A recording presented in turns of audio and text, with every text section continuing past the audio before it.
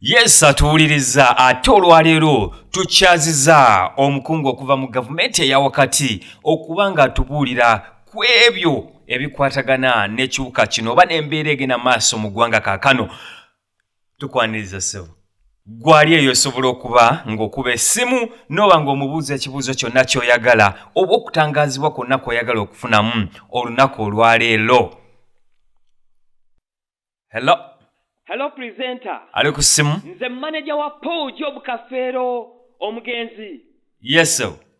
Kakati nze mbadde nteesa eno tuli bubi, abantu emyala gyonna gikulukuta, abaana tebakyanaaba, naffe abantu abakulu tulekeddeawo okunaaba, eno gavumenti simanyi na waje tutwala. Omwami oyo ali mu studio alabika aleega Buleezi Mayuuga. No. Ate tovuma mukulu kwasamirira ngenge gekubiddwa eyaabwe. Atuwuliriza beera ng'okuba essimu then oyogere ku mulamwa, buuza ekibuuzo ekikwatagana n'ensonga ezigenda mu maaso mu kaseera kano kennyini. Hello presenter. Nze Kisitu ndi Kakooge. Weebale kuleeta musajja oyo. Neffe amaanyi gaatuwedde dda. Ye gwe nga waggwamu dda amaanyi. Tetukyalina bye tulya, tulinga nzige. Kyetusanga kye tulya oba bikoola. Kwegamba embeera tetugitegeera. Naye abasajja abo bagende mu maaso n'okwekkusa. Omusajja n'abeera mu studio awo olubuto n'olulengerera eno ewaffe e Kakooge. Omusajja akolimye bukolimi.